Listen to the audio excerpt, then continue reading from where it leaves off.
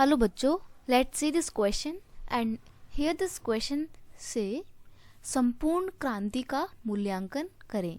यानी कि क्वेश्चन में आपसे बोला है जो टोटल रेवोल्यूशन थी, जो संपूर्ण क्रांति थी, वो क्या थी, वो किस प्रकार से प्रारंभ हुई, उसके प्रारंभ होने के पीछे क्या क्या कारण थे, आपको वो सब कुछ यहाँ पर डिस्कस करना है। तो संपूर्ण क्रांति क्या थी? देखिए, संपूर्ण क्रांति जयप्रकाश नारायण के द्वारा दिया हुआ एक नारा था और एक उनका विचार था, उनका एक आइडिया था। और ये क्रांति का प्रयोग या इस नारे का प्रयोग उन्होंने कब किया?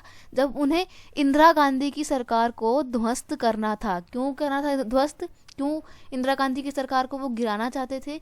क्योंकि इंदिरा गांधी की सरकार उस टाइम पे केंद्र सरकार में कुछ गलत तरीकों का इस्तेमाल करके आई थी, कुछ मिस यूज़ करी थी, उसने गवर्नमेंट प्रॉपर्टी का, सरकारी संपत्ति का गलत इस्तेमाल किया था। और तब इंदिरा गांधी की सरकार केंद्र में अपनी सरकार बनाने में सफल हुई थी। तो जयप्रकाश नारायण कहते थे कि ये सरकार सही ढंग से नहीं कर बनी है, इसलिए वो उसको ध्वस्त करना चाहते थे। और यही कारण था कि जयप्रकाश नारायण ने संपूर्ण क्रांति का नारा दिया और उस क्रांति को प्रारंभ किया। अब इसको संपूर्ण क्रांति क्यों बोलते हैं?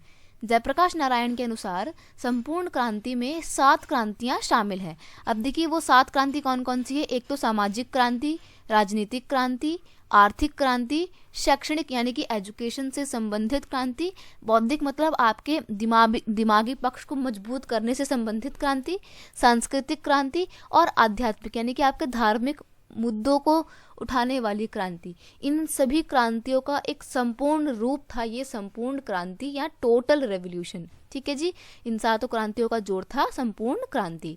अब इस क्रांति में लोगों ने जातिगत धार्मिक मतभेदों को छोड़ने का संकल्प लिया। लोगों ने कहा कि हम जातिगत आधार पर कोई भेदभाव नहीं करेंगे और सब लोग मिलकर इस पूरी क्रांति में भाग लेंगे। लाखों की संख्या में, यहाँ पे में नहीं है, आप यहाँ पे लिखोगे लाखों की संख्या में, लाखों की संख्या में आगे आकर लोगों ने क्या किया था? लोगों ने अपना जनेऊ तोड़ा था। अब आपको जनेऊ शायद कुछ बच्चों को नहीं पता होगा। जो भी ब्राह्मण लोग होते हैं, जो पंडित होते हैं, आपने कभी देखा होगा तो जो ब्राह्मण बॉयज होते हैं ना, वो अपनी बॉडी में एक धागा सा पहनते हैं। असल में उस धागे को बोला जाता है जनेऊ। वो उनके उस ब्राह्मण होने की पहचान होती है, राइट। पूरी जिंदगी भर वो पहनते हैं। लेकिन जब ये क्रांति शुरू हुई थी, लोगों के मन में, लोगों के भीतर इंदिरा गांधी की सरकार को लेकर इतना गुस्सा था और वो लोग इस प्रकार आगे आए कि उन्होंने अपनी एकजुटता को दिखाने के लिए, सभी को एक समान लाने के लिए अपने जनेऊ तोड़ दिए। इस क्रांति का प्रभाव इतना गहन था, मतलब इतनी ज़्यादा सक्सेसफुल हुई थी, इतनी ज़्यादा प्रभावशाली थी ये क्रांति कि केंद्र सरकार में कांग्रेस को सत्ता त्यागनी पड़ गई थी। आपको पता है, इस क्रांति के ही दौरान ही क्या होता है, इंदिरा गांधी की सरकार पूरे भारत में इमरजेंसी यानी कि आपातकाल को लागू कर देती है। और वो आपातकाल रहता है कब से कब तक?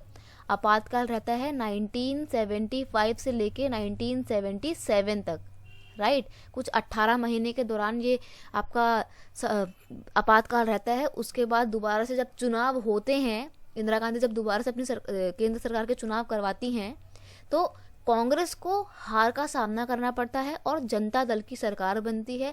जनता दल में सारे यही जयप्रकाश नारायण, मोरारजी देसाई और बहुत सारे कुछ नेता इसमें शामिल थे। तो ये था आपका संपूर्ण क्रांति का पूरा concept. I hope you understood it well. Best of luck.